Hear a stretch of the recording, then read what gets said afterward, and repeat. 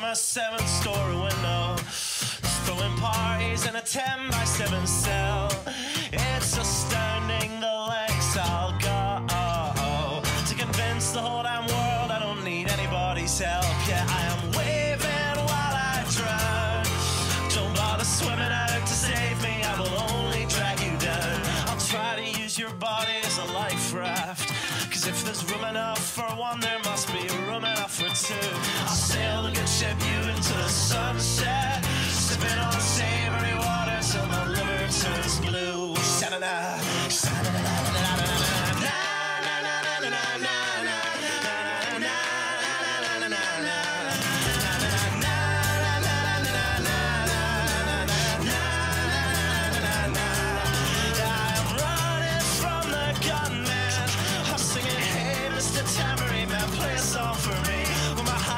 Is broadcast in the evening news. I will be relieved. La, la, la,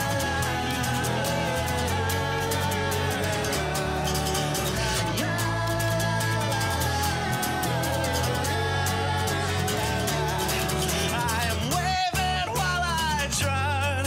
Don't bother swimming out to save me, I will only drag you down. I'm waving while I drown. Don't bother swimming out to save me, I will only drag you down.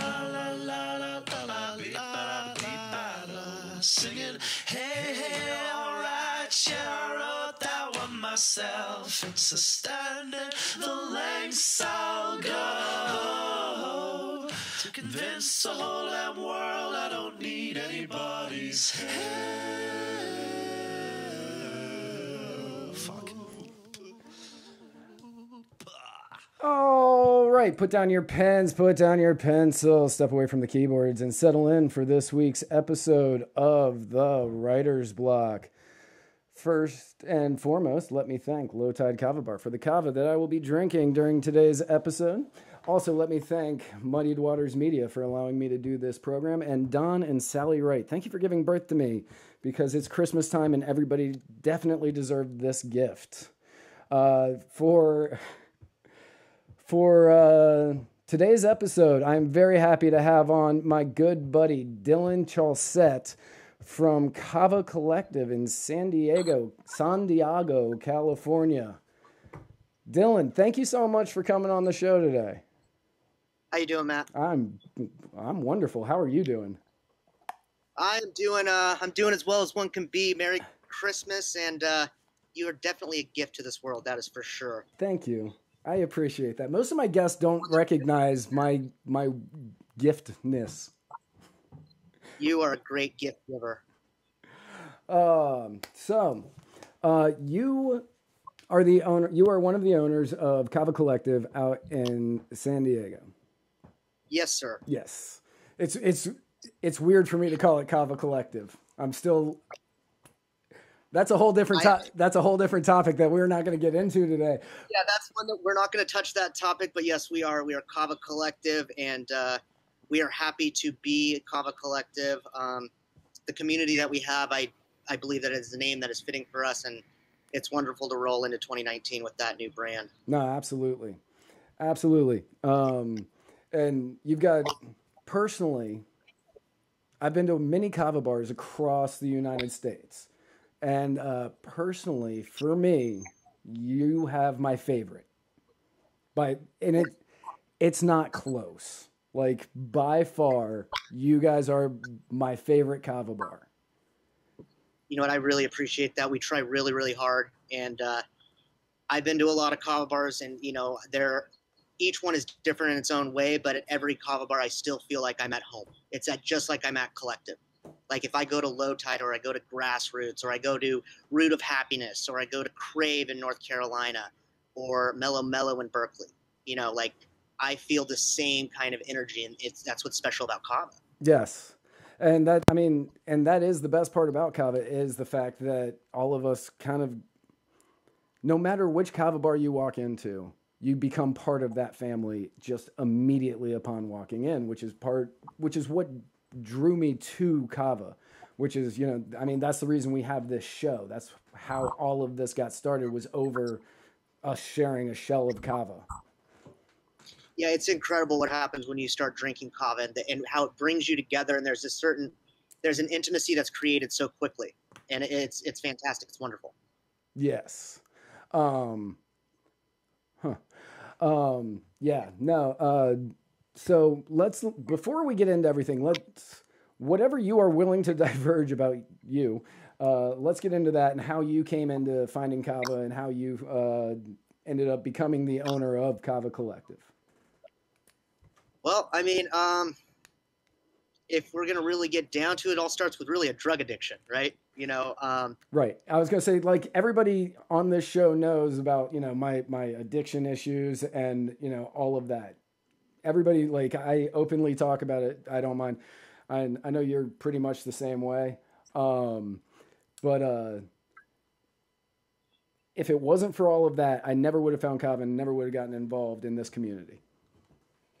You know what? It's the same for me. I'm proud that I'll have 8 years sober on January 3rd, so that's coming up. Oh, that's right amazing. around the Congratulations. God, thank you. I appreciate that. And when I got sober, I got like a year of sobriety, and I ended up stumbling into this place that was this weird, like I felt like it was this hippie, what I didn't even know what it was place, and it was a kava bar, and all of a sudden I saw people that I recognized that I had been getting sober with. I was like, huh, look at that. And I was just instantly welcomed with open arms. And, I was starting a business in my second year. And, I owned a sober living before I owned the kava bar.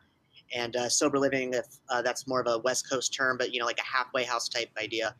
And, due to unfortunate events that had to close due to zoning and the way that the lease was structured within that house. And there was a kava bar that had become available that the previous owners no longer wanted to do, and they wanted to send it down the lineage. So we took it over happily, and really we changed the dynamic and the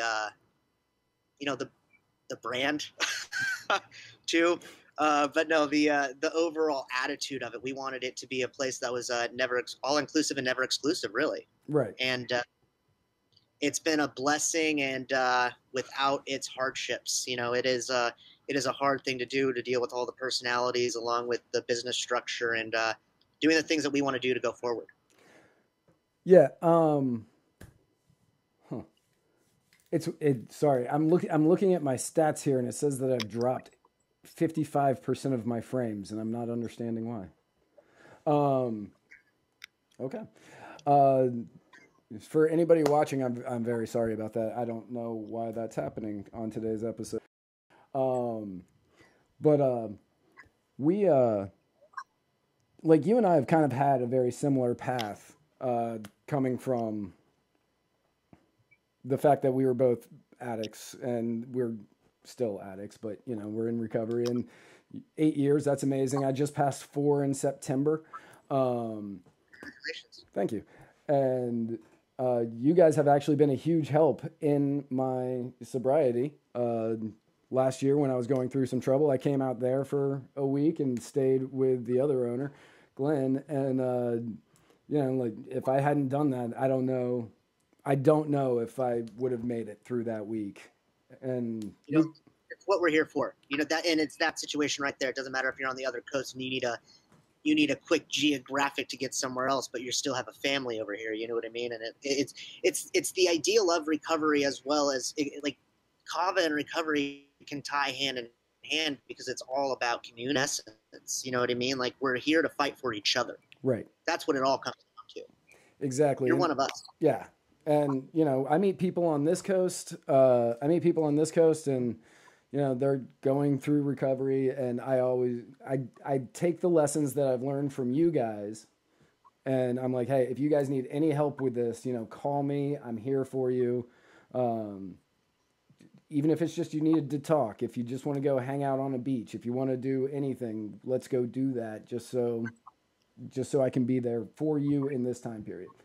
Because that's what you guys have done for me so many times, and it definitely saved me.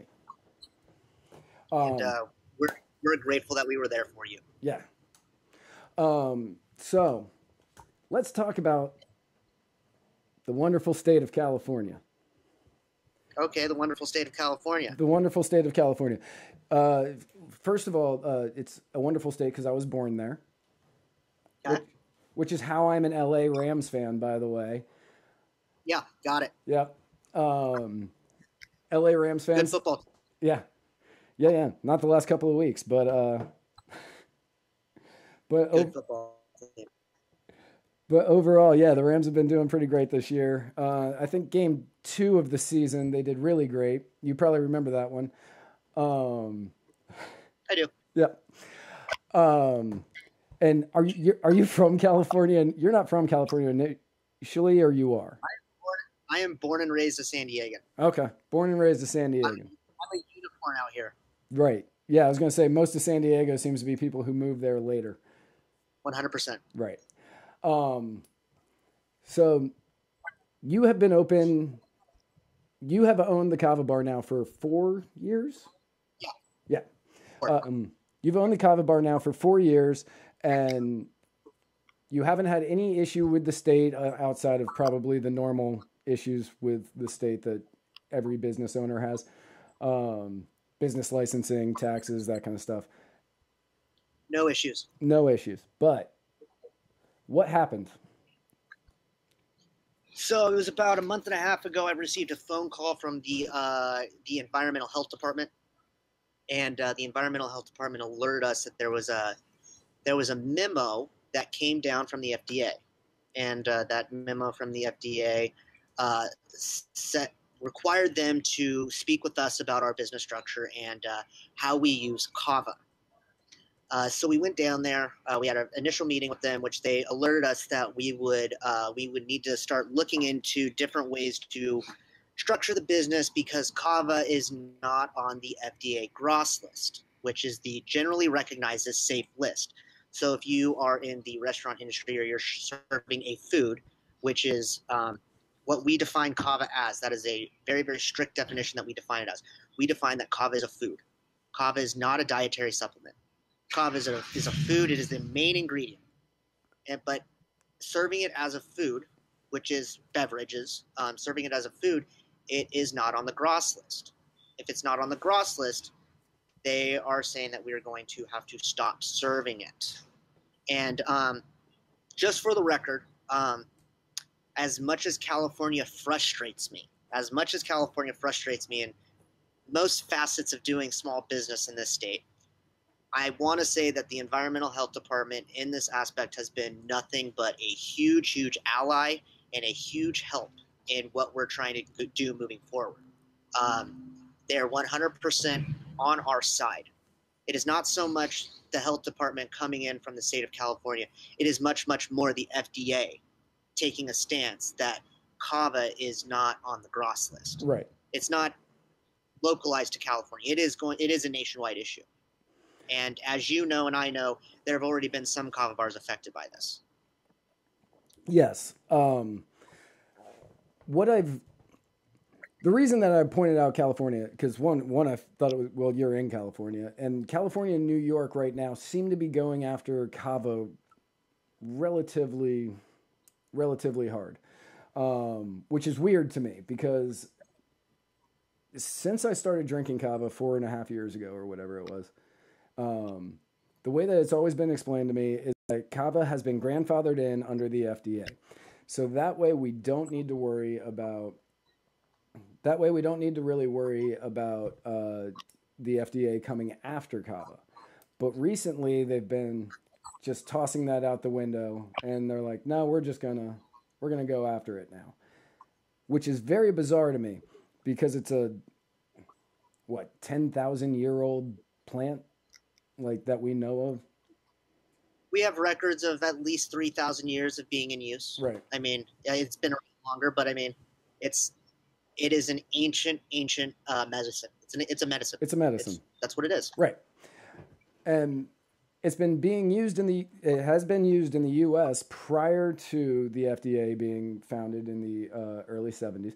And anything before that there is record of it being used is typically just approved by the FDA. It's grandfathered in, no FDA approval necessary. So I find it weird that all of the sudden they started coming after kava. Just out of Well, here's what happened, Matt. And you know, I've not gotten the public record yet. But I have put in a access to public records for anything that the FDA has sent to local health departments over the past 5 years. Um, but it really comes from a consumer complaint. There's been 4 or 5 consumer complaints, it just seems weird that they came out of the blue. You know what I mean? The 4 or 5 consumer complaints like all at once. You know, I don't necessarily know what that is. We can use our own brains to kind of figure out what that is. I don't know.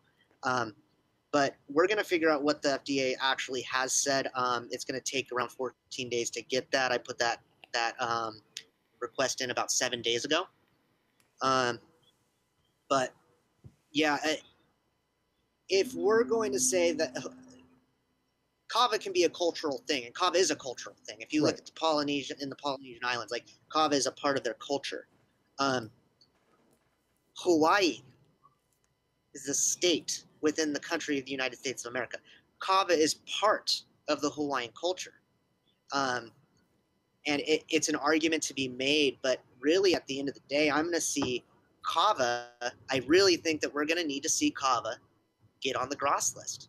That's all. It's what it's going to come down to. Yes. I agree. So I agree with that completely. Like, in order to make sure that it stays safe, we're going to need that to happen. Personally, and I know you and I have different feelings about the government on certain aspects.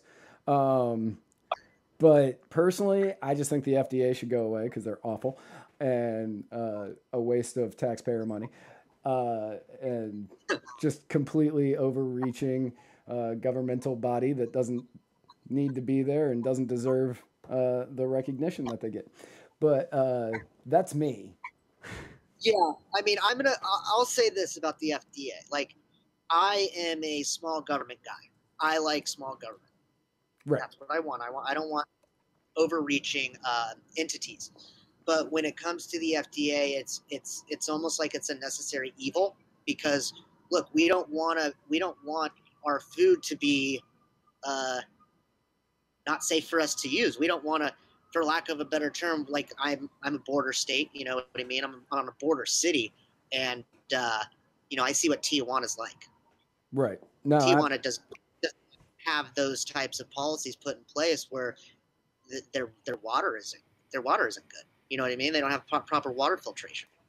Like, and the FDA works with your environmental health department, which is all part of the same machine. But I feel like they're putting their focus in the wrong, definitely in the wrong subject right now because they're putting resources to kava, and I know for a fact they are because I'm having weekly phone calls with my environmental health department, and especially for the state of California, the resources are being allocated. Well, that's good. I mean, and that's great to hear because, I mean, above all, like, if the government can do something good, I support that. Like, I support it when the government does good. I make fun of it when they do bad. Right. And personally, I think that a lot more good could come out of no government. But, you know, at the same time, when the government attacks one of my friends, I'm definitely going to go after him. I don't want you to think that I'm defending the FDA right now. No, I think that this is absolutely ridiculous, but it's something that they just don't understand. They see something that is, people are saying that it's bad, and they're all basing this off of a 2002 study. This is all based off of a 2002 study, which is a bunk study. Right. It's a bad study. Yeah. You had countries like the England and Germany and one other, I don't remember what the other one is. They all had it banned at one point. I know Germany's overturned it. I don't know about England. Yeah, Germany went back on that, and I believe it was 14. Yes. I was going to say, yeah. I think it was right about the time that I started hanging out was Germany walked back on it because I was looking it up, and I was like, oh, it's banned in Germany? Oh, never mind. They said it's okay now. So, all right. Yeah. So we're not necessarily looking at a ban. Right. What we're looking at as the dietary supplement designation, which is something that is entirely damaging to the kava industry as a whole, as well as Fijian culture, first of all, and Polynesian culture. It's a damaging thing to designate this thing that it is a dietary supplement. You can use it as a dietary supplement, but it can't be a food. Like because it is a food. It's a beverage. Right. Like that's what it is. Exactly. Like there are many dietary supplements that are out on the market right now that you can go and you can buy already like pre-made. And I think that's where the issue is coming from, right? The fact that you guys make it and then serve it as right. We serve it as a beverage, which then makes it a food, right? So since we are designating it as a food, we fall under the California food code, right?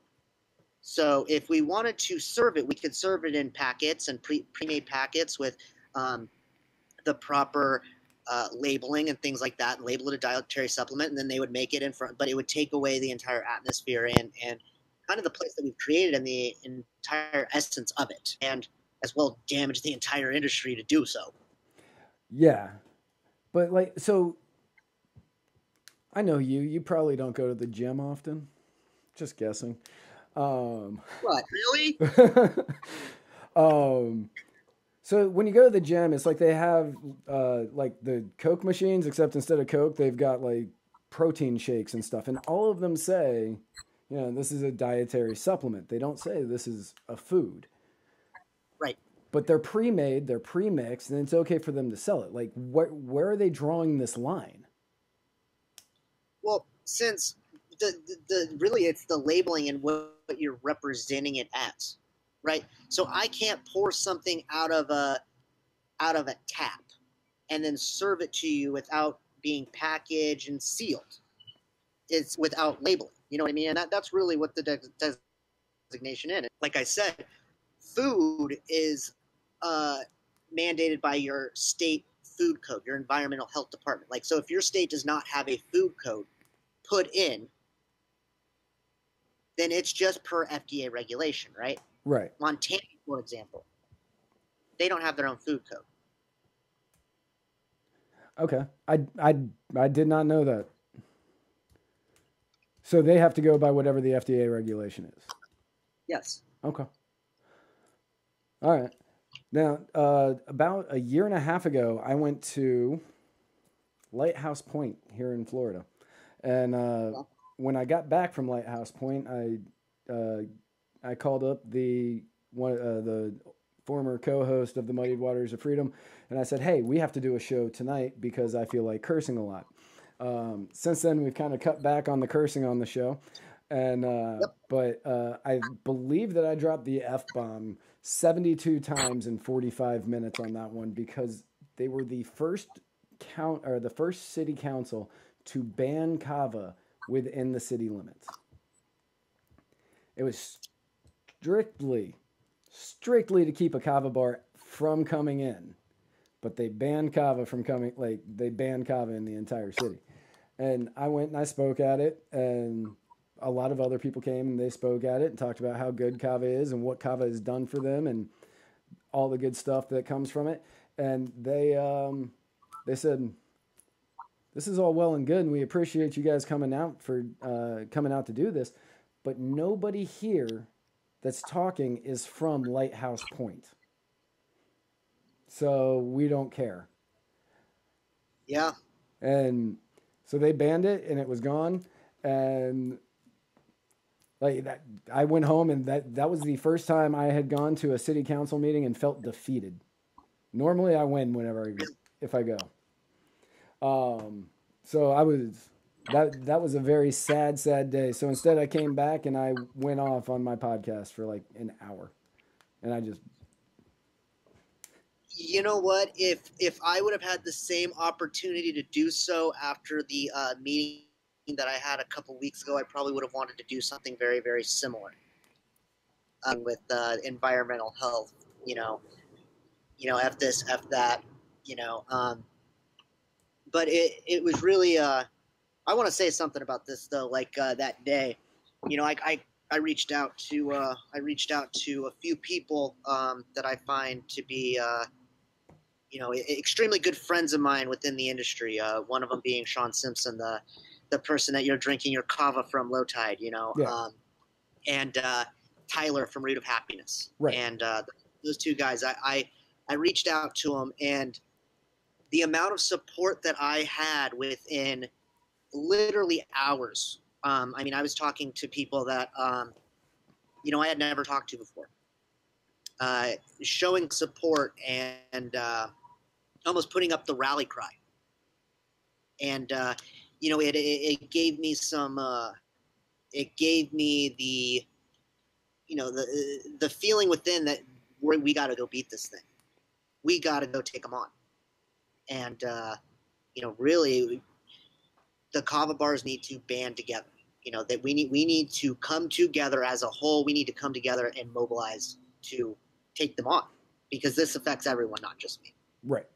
And I mean, it's called the kava community because like we said earlier, you walk into any kava bar, if you're a member of the kava community and you walk into any kava bar, you are already a member of that family.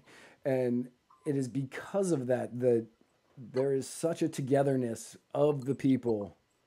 There is such a togetherness of the people in the kava, like in that drink kava and who hang out at these bars.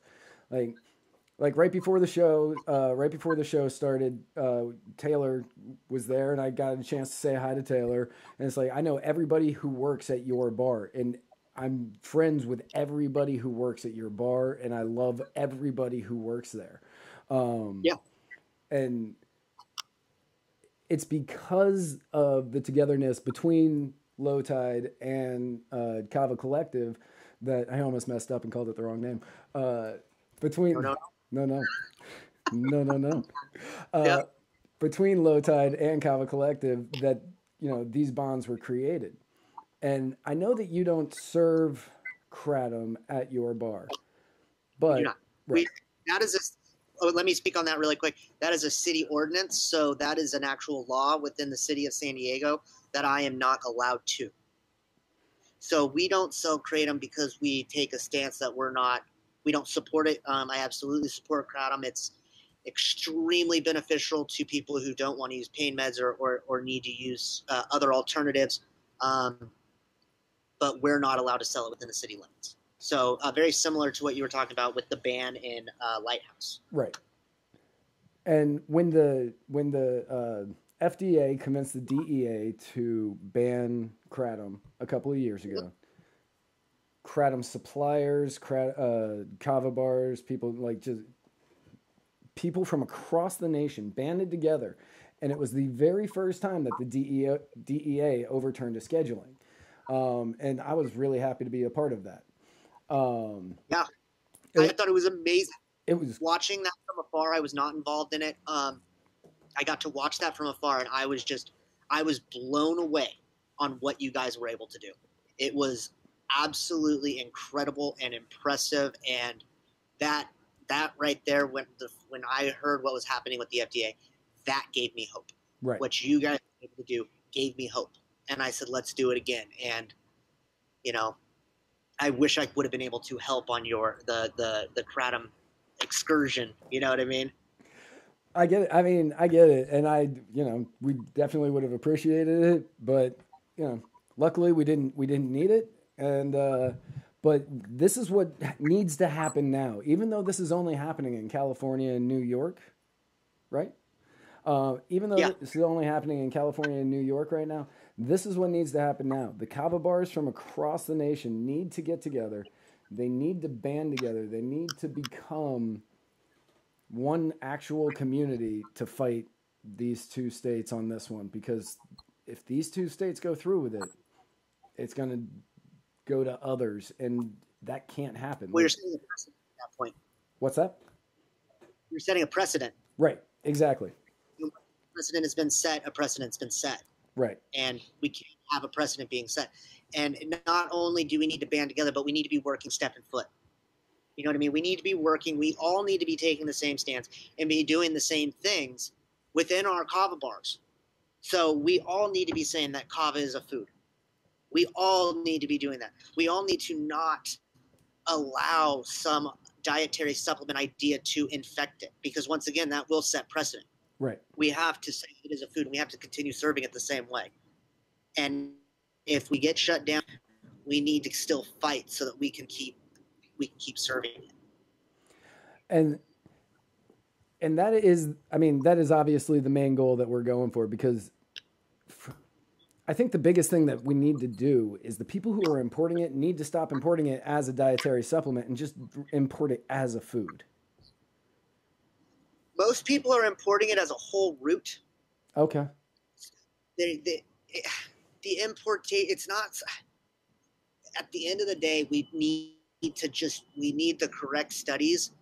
And the first things first is we need to do an independent gross.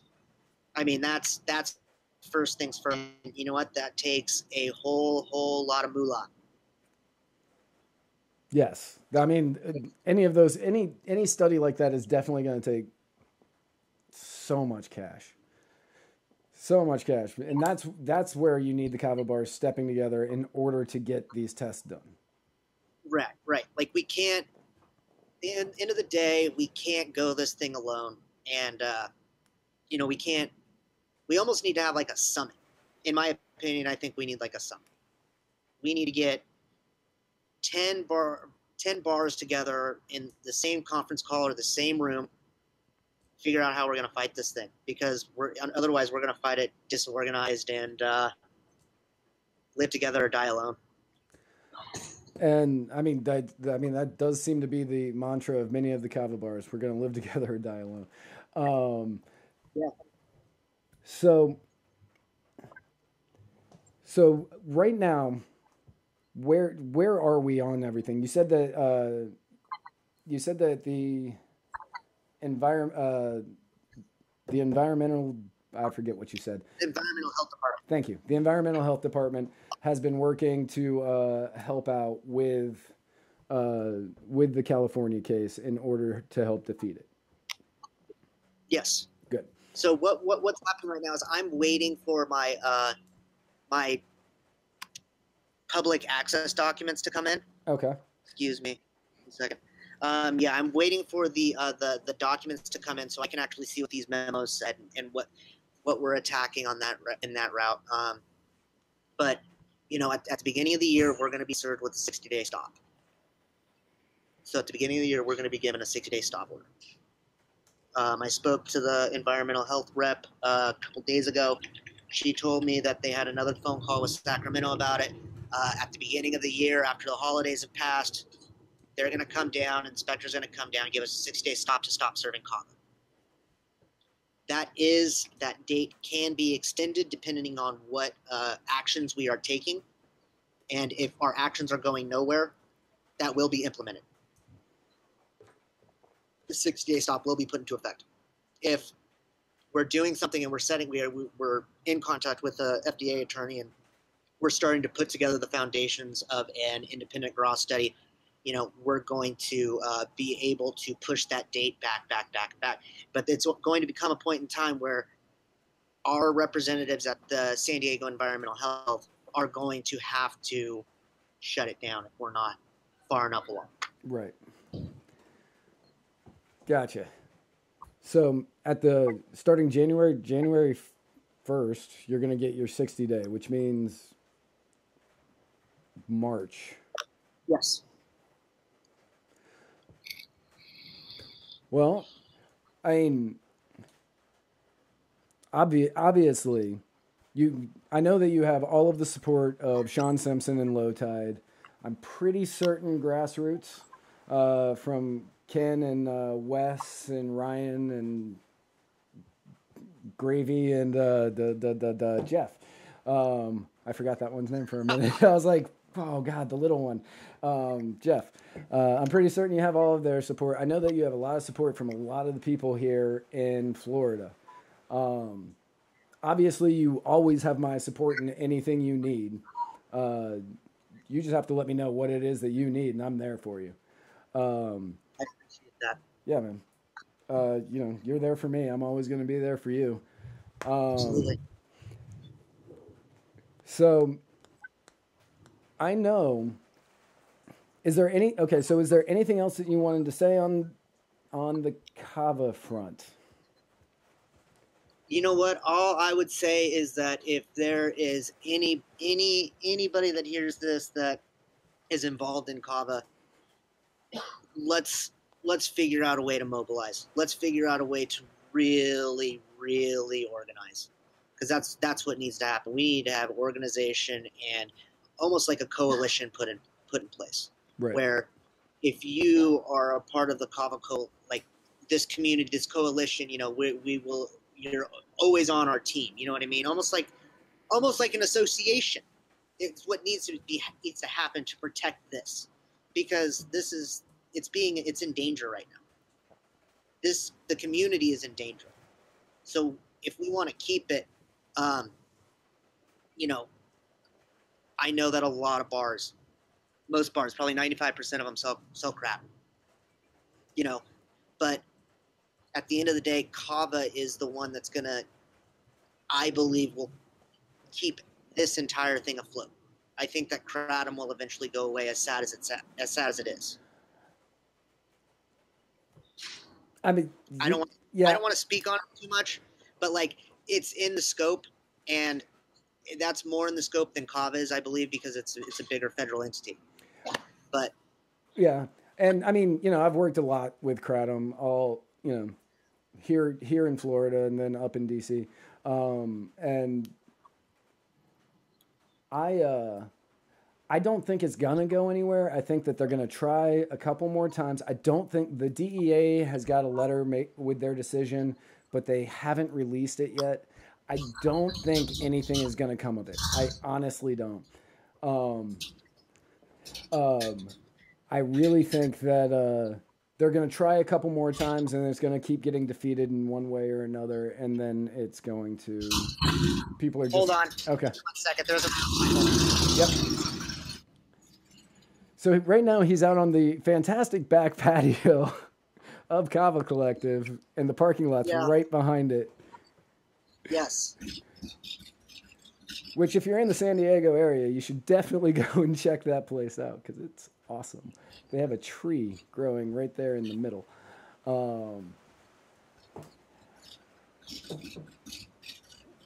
But those motorcycles, they got to warm up. I know. Got to make sure that it's warm inside that motorcycle for... Yeah. All right, we're good. Okay. But yeah, I honestly don't think that kratom's going to go anywhere right now. I hope it doesn't. Me either. Like, personally, I'm in everything should be legal guy. We all make our own decisions. Let us make our own decisions. The people who are gonna use kratom are the people who are gonna drink kratom. They're the people who are going to take advantage of it being available. The people who aren't, they aren't. It's not going to make a difference whether it's legal or not. And you know what? If a heroin addict wants to drink a bunch of kratom, at least they're not sticking a needle in their arm. I'm a harm prevention type guy. Exactly. You know what I mean? Harm prevention. Absolutely. So I know that you have wanted to come on my show for a while. Yeah. Not necessarily on this topic. Not for this topic. So yeah. I figured I would use the first 40 minutes, which, yeah, we got there. The first 40 minutes to talk about that topic, and 20 minutes to talk about whatever you wanted. Oh, goodness gracious me. There's just so much to talk about, isn't there? There is so much to talk about. Now, just so everybody knows, anybody who is listening, anybody who is watching, first of all, thank you. And second of all, Dillon, when he first met me, pegged me as a Bernie bro. He looked at me and he goes, "You seem like somebody that would vote for Bernie." And I said, "No, Gary Johnson." And he said, "Oh, well, he's not going to win." Granted, he was right, and I knew he was right, but I was like, man, this guy's a jackhole. I like your recollection. I like how you're telling the story, because that's not necessarily how it happened. That is 100% how that happened. Oh, no. I said, you're a Bernie guy, and you said, no, I'm a libertarian. Then I called you a millennial Republican. No, I said I was going to vote for Gary Johnson. Then you said, oh, well, he's not going to win anyway. You said, why Gary Johnson? I said, I'm a libertarian. Okay. Well, I actually there's a piece of me that disagrees with a little bit of that, like with the he's not going to win idea, because if you're truly a libertarian, if you're really, really a libertarian, you truly believe in the libertarian idea, every libertarian needs to vote libertarian no matter who the candidate is. No matter who it is, even if he doesn't know what an Aleppo is. You know, even if he doesn't know what an Aleppo is. I don't know what an Aleppo is. Is it dog food? Maybe. I don't know. But we need to vote for him because they need to get that. They need to get that 5% of a national vote. Exactly. Period. End of story. Right. And it's frustrating with the true third party voters. They don't vote for their third party. They just go and vote for the person that they dislike the least. Right. The lesser of the two evils. Yeah. Which it's just an absolutely ridiculous idea, and we just need to, if we believe in libertarian politics, then go vote for your libertarian candidate until you can get to 5% where you can get national funding. Right. That's the way that I've always looked at it. Since you and I have had that conversation, I have left the Libertarian Party. I still have many of the ideals of the Libertarian Party, but I left their party, so now I vote for the candidate I like the most. What are you, a progressive now?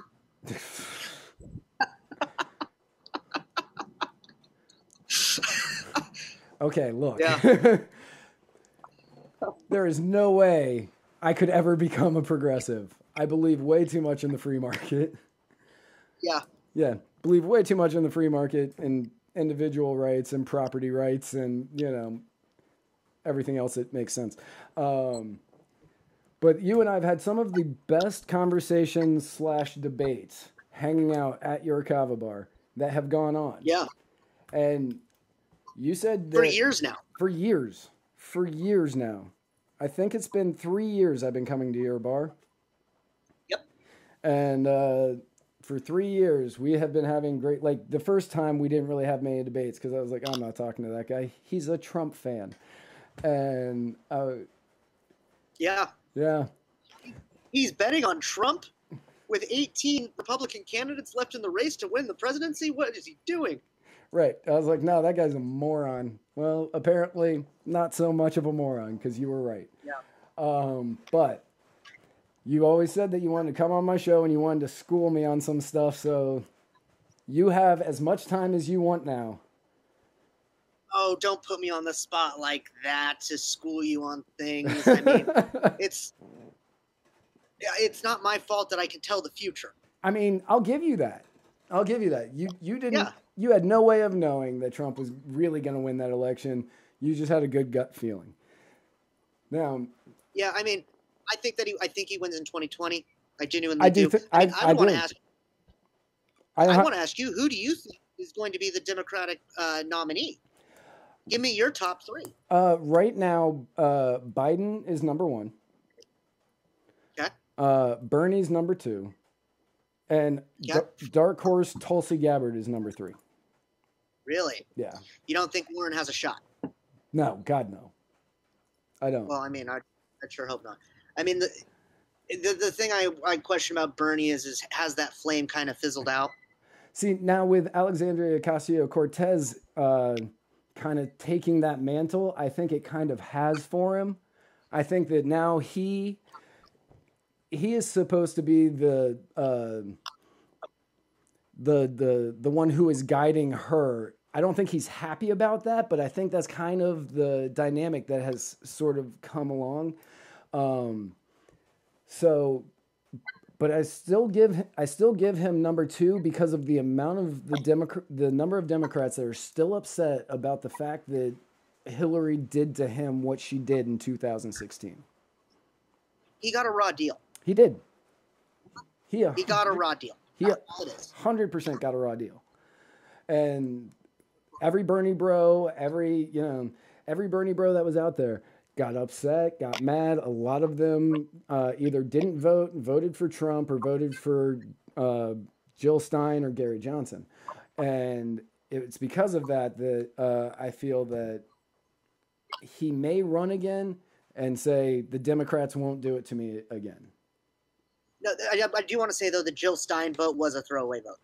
The Gary Johnson vote, not a throwaway vote. The Jill Stein vote, absolute trash. I won $20 on a bet from somebody who said Jill Stein would take 2 states.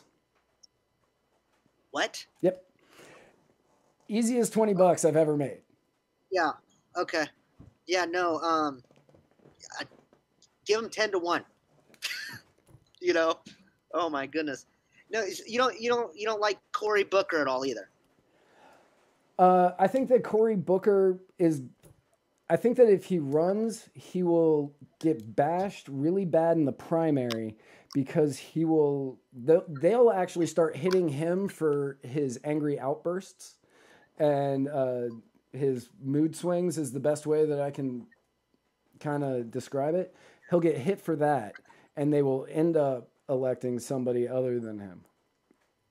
Yeah. You know what? I don't see Biden being viable. I don't. I don't see him being viable in the in the actual election, but in the general election, but in the primary, who else do they really have? That's the problem, is that the leader of that party hasn't revealed itself, and it's too late now. The leader needed to reveal itself last year. Yeah. A year and a half ago. Like Easily. They've been so, I kind of feel like the left is almost turning into a, remember the Tea Party movement? Yes. The Tea Party movement kind of hijacked that Republican Party for a number of years. Right. Back 2010 to 12. 12. Yeah. Yeah. I kind of feel like that's the same thing is happening within the Democratic Party on the progressive movement. This very, very hypersensitive, radical left is starting to hijack this thing, just like the Tea Party movement did it with the Republican Party. And then Trump came in and smashed it all and then hijacked the party himself. Right. The people who... I mean, Trump fully hijacked the Republican Party. Yeah. Trump hijacked the nation. It's like, I don't agree with everything that he does. It's like, am I a Trump supporter? Yes, I will most likely vote for him in the upcoming election, in the 2020 general. But do I like all of his policies? No. Do I think that the mobilization at the border I was right there. You know what I mean? The caravan was right there. Right. Yeah. That's I right. have good You were right there next to the caravan because they were in Tijuana, Yeah. right? Yes, I was right here. I have very, very, very good friends within the Border Patrol. One of them is assistant to the chief, right? And you know the way that he described it versus the way the media described it are two very different narratives, right? Like we've had this word thrown around, fake news, a lot.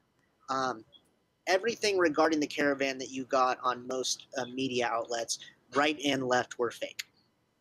It's all just a narrative that they're trying to swing. It wasn't what actually happened. The caravan was not good. Like, the caravan was a disaster. And it really comes down to with the way that our asylum law is written, right? It's all legislation. Like, we need to properly we need to rearrange our asylum laws because they're, as Trump would say, a total disaster. It's a mess. A total disaster. It's a mess. Our asylum laws. Yeah, so I am more of an open borders kind of guy, sort of. I'm private borders. I think that the border should be sold. I think that all the borders should be sold to private residents. And if you want to put landmines on your property, you can put landmines on your property. If you're nice, you'll put up a sign. If you're really nice, you'll put up a sign in multiple languages. If you're not, it's your property. Who cares? Yeah. You're a smaller government guy than I am. Oh yeah. Like, I thought of government. You're close to anarchism. I'm getting closer and closer every day too. It's weird. I'm noticing that change, that shift in me. But yeah, That's like kind of stay out of my markets. That's like stay out of my markets and stay out of my ability to make money.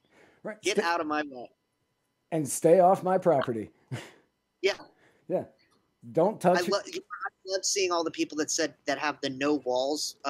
We have a lot of that down here, being a border city. Mm-hmm. No wall. Don't build the wall. Post it on their fence, on their wall. Oh God, that hypocrisy is so amazing, and they don't. I know they don't see it. It's totally different to them. It is completely By different. the way, I got another motorcycle. I own a biker bar, so just give me 1 second here. Yeah, Kava collected the biker bar. yeah. I was gonna say your bar, such the biker bar. It's not a biker bar. I know the friendly hippies and yuppies that hang out at your bar. Yeah. Okay, we're good. Yeah, I was gonna say that person was much nicer about his motorcycle than the first. Yeah. Well, that's one of my employees, so Okay. They knew what was happening back here. Gotcha. Yeah, I closed off the patio. But yeah, so you get so many of the Nancy Pelosi is a great example. You know, she's like, we don't need the wall. We don't need the wall. And she has a huge wall around her house. Yeah. Like, it's not a fence. She has a huge wall going all the way around her house. And they don't see that hypocrisy. But to keep people that they don't want Out. not to come in, weird. I know. It's a really weird idea, you know. Did you see that the GoFundMe for help build Trump's wall? I think it's up to 6 million right now. It opened 3 days ago. Yeah, the last I saw it was at like 2.5, and that was, probably 16 hours ago. Yeah. No, right. I was at low tide before I came back to do this, and we were at, I believe that it just crossed 6 million, either that or it just crossed 5 on its way to 6, and it's been open 3 days. See, it's very, very indicative. Like, that's an indicator of what I feel like politicians are so quick to not, like, we're a republic, right? We're not a democracy. I have to teach people this on a monthly basis here, that we are not a democracy. We're a democratic republic. We're a constitutional republic, but yeah. We vote in the representatives by the people, but based on the policies that we want. Right. But our politicians rarely seem to listen to us. Right. Which is why we've had Obamacare since 2010, which is why the border wall wasn't immediately funded. Right. Yeah, no, I get it. Trust me, I get it. Yeah. But I mean, recently the federal judge in Texas said that now it's unconstitutional. So it's going to end up getting struck down by the Supreme Court. And hopefully, honestly, my own personal opinion, nothing replaces it. Yeah. Everybody's like, we need to figure out how to replace it. I'm like, why? Just let insurances sell insurance. Right. I mean, I really liked the idea of the health insurance is a business. That's what it is. That's what it is. Health insurance is just purely a business. Let it operate as one. Right. Let it operate. Like, there's a reason why capitalism works. Because it ensures you competition, and competition is only good for the product. Competition puts out the best product with the best services available. Because I'm not going to overpay for a product that I'm not getting as good of a product in. Right. Allow that to be a nationwide service to where these entities can compete cross state. And if I am correct, Rand Paul and Trump. I know you love it. Yeah, Rand Paul and Trump, they put together some sort of legislation, and an executive order was signed. I'm not really sure how that worked without it going through Congress, but now insurance companies can sell across state lines. So if that's still allowed after Obamacare gets struck down, great. Like, I can buy insurance from any state out there. I can buy insurance from any state out there. I'll get the cheapest, best price. I'll be able to I'll be able to pick my insurance as opposed to just being like, no, you have to pick from one of these three slot. I don't really know. I refuse to get Obamacare for the last 8 years because you don't tell me I have to buy something. I'll pay the fine. I don't care. Me too.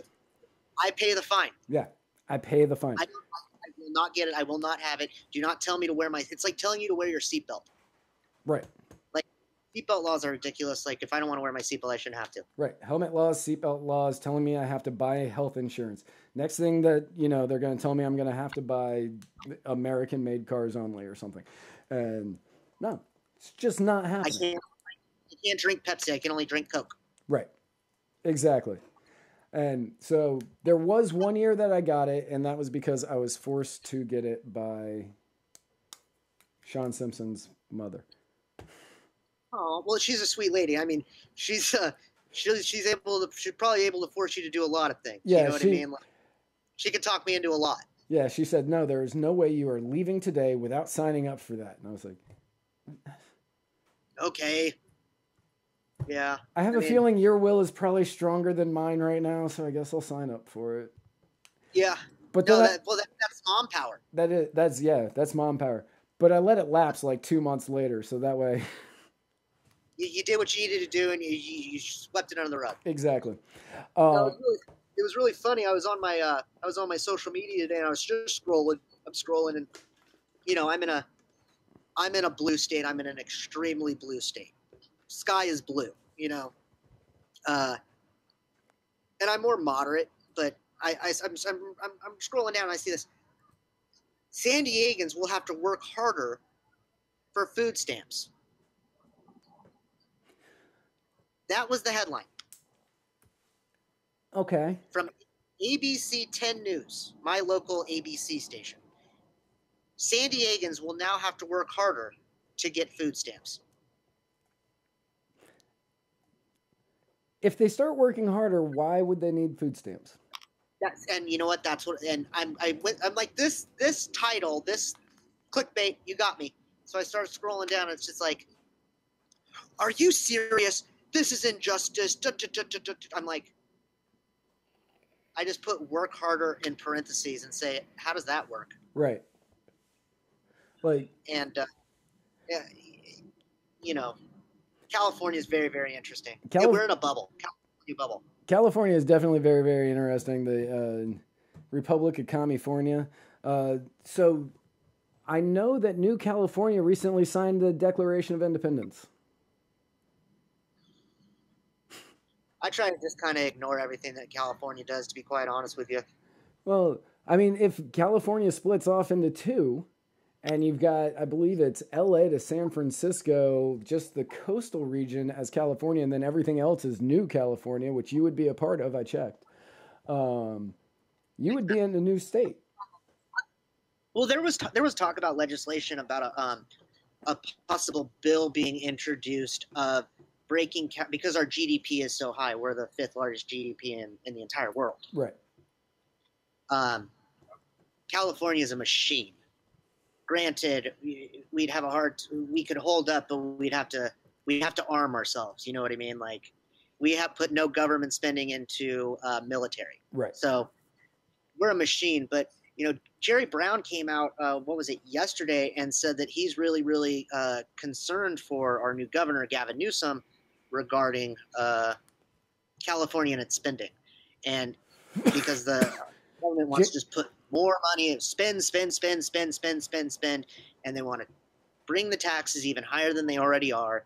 And Jerry Brown said that Gavin Newsom's going to be in trouble. And so it's like, that's Jerry Brown, who really enjoyed spending. So I'm real. That's Jerry Brown saying that. Right. So I'm real curious. Like, I haven't been paying attention to what Gavin Newsom's been doing. I know that he's got that because of the wildfires that were going on.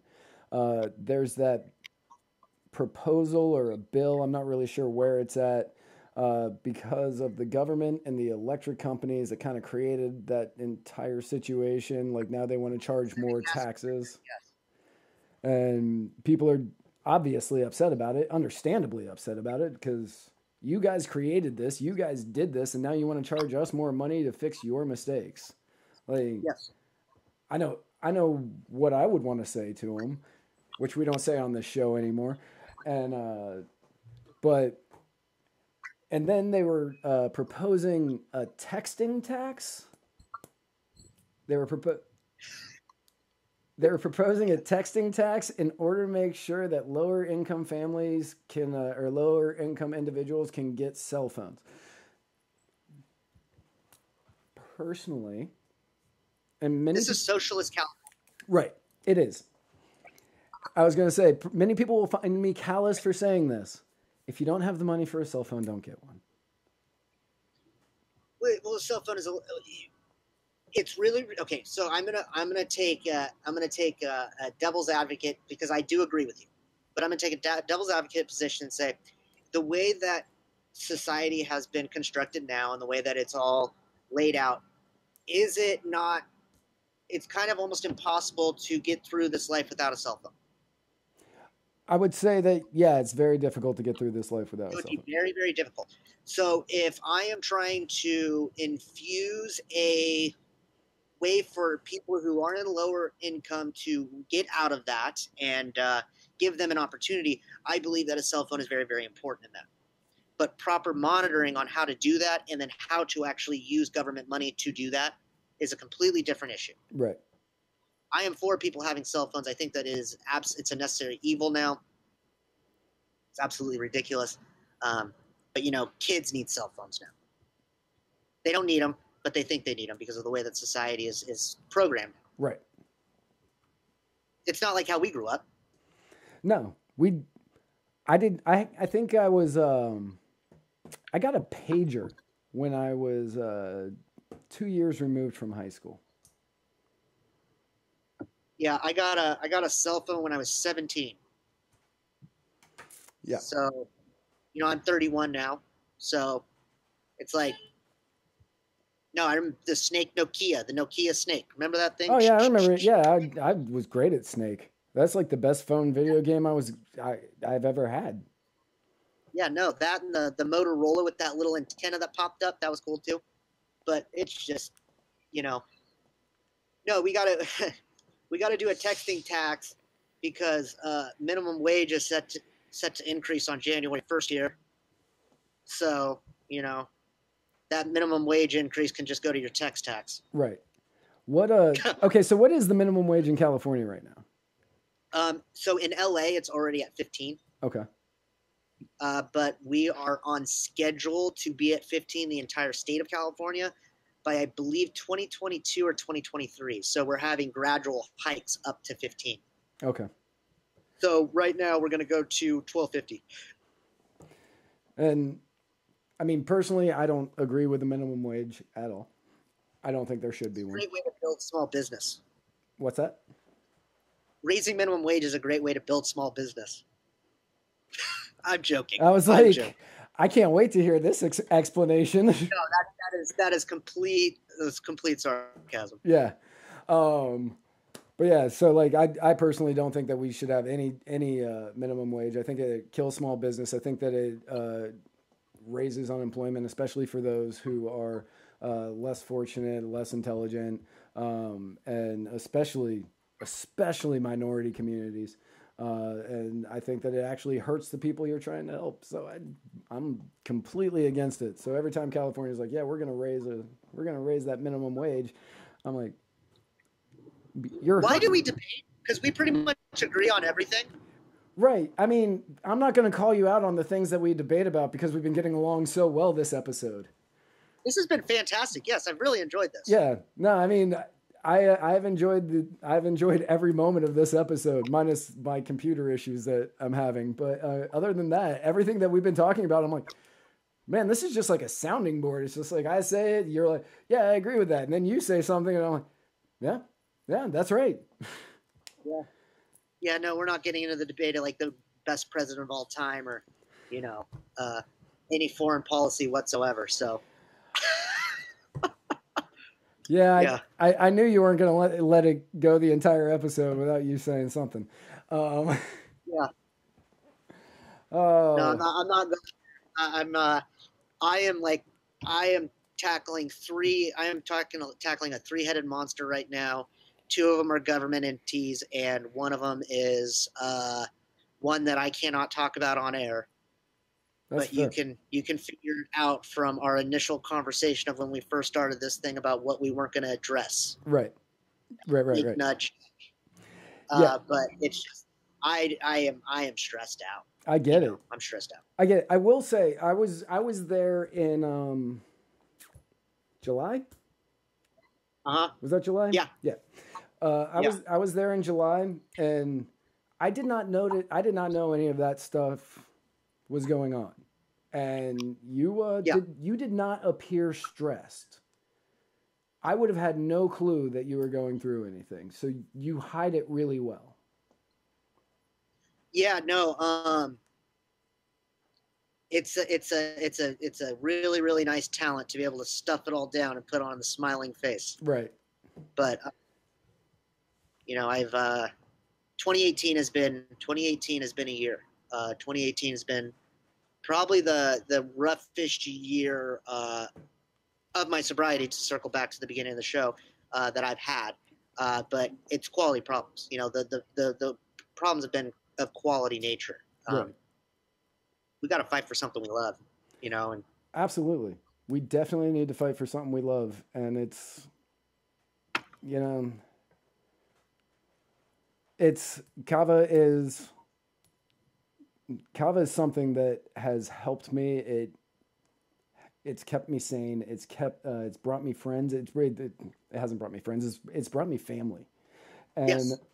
and like I did a 5-minute speech at a local museum on kava not too long ago, and I actually talked about you guys in it for a short minute, and I said I can walk into kava bars in other parts of Florida, in North Carolina, and a couple other places, and then I was like, and especially in San Diego, and I'm a member of that family. And then like I had to show a picture, like each picture I talked about for 30 seconds. And I had the picture of all of us from not this last anniversary, but the one before it. And it was you, me, Sean, Adam Freeman, and Alex Fortenberry, and Glenn. And the other, Glenn is the other owner of Kava Collective. But we, like I showed that and I was like, these guys, these are my family from across the entire nation. And it's all because of this. It's not because of some wild, crazy drinking night or the fact that we went to college together or both had the same ex. I don't know. I don't know how people make friends. It's at a kava bar a lot. I get it. Right. Yeah. You don't break up in a kava bar, you lose your turn. Yeah, no shit. Yeah. Look at me, just a straight rookie today. Everything's not working right. I forget to turn off my notifications on my computer. But you guys are my family. So from the first time I met you guys have become my family. Everybody who works at your bar, I love. Everybody who hangs out, most of the people who hang out at your bar, I love. The others I like and or tolerate, and just like family.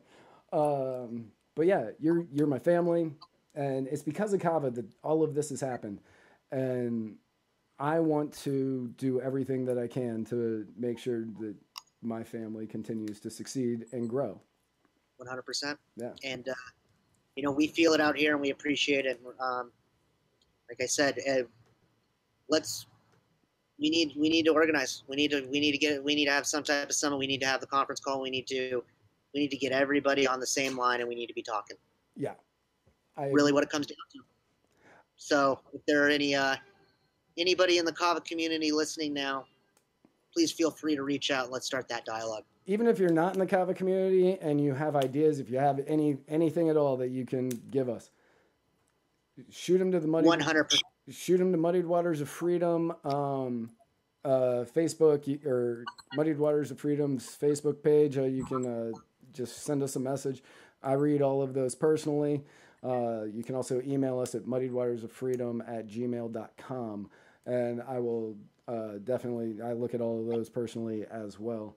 So send any information like that to me, and I will definitely pass it on to somebody that I'm actually proud to call my brother, because I don't actually have a real one. So I'll take Dillon. I'll accept him, I guess. Okay, we'll take that guy. I'll take that guy. So how are the Chargers going to do in the playoffs? Okay. Well, I'm a homer, so I say Super Bowl. Right. I say I don't know if we're going to win it or not, but I do think we're the best team in the AFC. Okay. Yeah, that I will say, I almost messaged you after that Kansas City game, because I had a heart attack for you. Oh, I was so fired up. I was so fired up. For 3.5 quarters, I was just pissed, just like, like we're in prime time. Like, what are we doing? And then like Phillip Rivers did what Phillip Rivers can do, and then I saw him put up the 2. Then I saw him go for 2. I was just like, I was like, no, just kick the extra point. Just kick the extra point. What are you doing? Just play for overtime. Right. And the broken. I was just like, I made a scene at the bar. There was, we had a bunch of Chargers fans watching it here, and it got so loud for the people that weren't. And we had our stupid Secret Santa Christmas party during the middle of the game, and the kids are screaming. I'm just like, I just want to watch my football game and watch them lose. Okay, like this is what's happening. Right. But it's awesome. I'll be at the game this upcoming Saturday against the Ravens, and I'd really like to see go Seattle this weekend. Go Seattle, beat those Kansas City Chiefs, then we'll get the 1 spot. Yeah, go Seattle, beat the Chiefs, but oh wait, no, we've got the Rams have Arizona next week, and then we have San Francisco the week after. So I don't care. 2 bye weeks. Maybe not the way we've been playing the last 2. Yeah, if Jared Goff could not throw an interception, that would be nice. Right, that'd be fantastic. That'd be wonderful for me. Also, if you guys will be fine. Yeah. I see a Saints-Rams championship game. That's what's going to happen. I see Saints-Rams championship game, and I figure that it's going to be the Chargers or Kansas City. I agree with you. We might end it's the Chargers are going to end up, if they get the 5 seed. If we get the 5 seed, then we're going to play the 1 seed in the divisional round, and vice versa. So we're probably going to have to play the Chiefs in the divisional round regardless. Oh, that makes sense, actually. Unless somehow the Colts sneak in, are able to knock off the 4. Yeah, but I mean that doesn't change. I'd still think one of those 2 teams is going to the Super Bowl. So yeah, with Josh Gordon being suspended out of New England today, and New England's not that good this year. You can see the end. The end is near. Right. That dynasty has hit the Y. They're done as far as the dynasty. Tom Brady should have retired last year. I know he wanted 1 more Super Bowl, but period. End of story. Put it to bed. Right. Exactly. Well, Dillon, thank you so much for coming on. Please hang out until after the closing music is done. I want to talk to you about some stuff that doesn't go on the show. And do you have anything you want to pitch? Go to kavacollective.com. Please like our Facebook, Kava Collective, and our Instagram at Kava Collective. You can see a lot of our products that we have on the website. We can get you hooked up with some Kava Lift, which is, I believe you guys have some of that out in Florida. We do. And, some of our KBD, which is our Kava CBD sublingual spray. Right. And that stuff is great. Check out. It's fantastic, I right? love that stuff. Yeah, full of adaptogens, ashwagandha, reishi mushroom, all that good stuff. And really, really, it's like a superfood. Yeah, it's like a superfood you spray in your mouth, and it will take you, if you're angry and like upset and just like feeling it, a couple of sprays of that takes you right down, and you feel normal. You're back, you're centered, and it's great. Yeah, I mean, if I could say one more thing, I want to thank you for having me on. Absolutely. I appreciate. I want to thank Sean. I want to thank all the guys at Grassroots. I want to thank Tyler Root of Happiness. I want to thank Love of Kava out in Oregon. You know, I felt a lot of support. I want to thank Kava Sutra. They reached out. Really appreciate them. You know what? And thank everyone that's on the side. Thank you guys for listening to myself for the last hour, and Matt, because he has a great voice, obviously. And you know what? Thank you to my mom. I always do the same thing that you did at the beginning of your show. Thank you for my mom for being able to give birth to me and raise me, because I wouldn't be who I am without her. Right. Very true. I would not be the person I am today if it was not for my parents, and they don't like to brag about that. Yep. Well, yeah, give me a couple minutes. I'm going to close out the show, and then I'll talk to you afterwards. All right, I'm going to get a kava. Okay, sounds good. All right, everybody. Thank you so much for tuning in. Remember, you can follow us on the Facebook at facebook.com/Muddied Waters of Freedom. You can follow us on Instagram at muddied_waters, and you can follow us on Instagram at Muddied Waters of Freedom. We're also on like every other social media site. Just look for Muddied Waters of Freedom, and you can find us. You can find this and every episode at muddiedwatersoffreedom.com. And we're on the Apple, we're on the Google, we're on pretty much everything except for Spotify. Don't look for us on Spotify. Look for us everywhere else, and we will be there. Thank you all so much for tuning in. Sorry about the issues at the beginning. I will be uploading a new video in just a minute, and after I can edit some stuff together. And again, thank you. Remember, tune in next. I still don't know if we're doing a show on Christmas. I will find out. Maybe a show on Christmas. If not, we've got Spike has a show on show of My Fellow Americans on Wednesday that's going to be airing here. Also, I have a show next Thursday, another episode of the Writer's Block with Matthew Hurt from the Grassroots Leadership Academy. So tune in to both of those, possibly our Christmas show, which will be an ugly sweater show. And we'll possibly be taking calls that day. So, again, thank you all so much, and it is time for you to get to writing, because it is the easiest and best way that we can make a difference. I am swinging from a 7-story window, throwing parties in a 10-by-7 cell. It's astounding the lengths I'll go to convince the whole damn world I don't need anybody's help. Yeah, I am waving while I drown.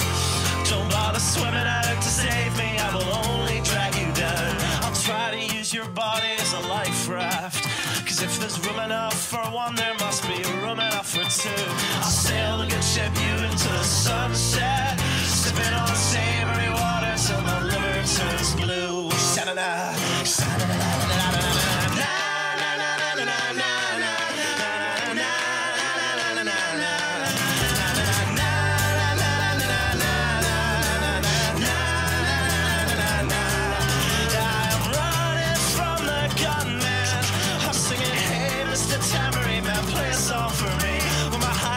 Is broadcast in the evening news. I will be relieved.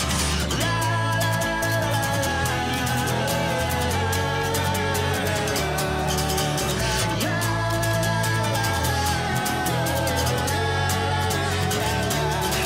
I am waving while I drown.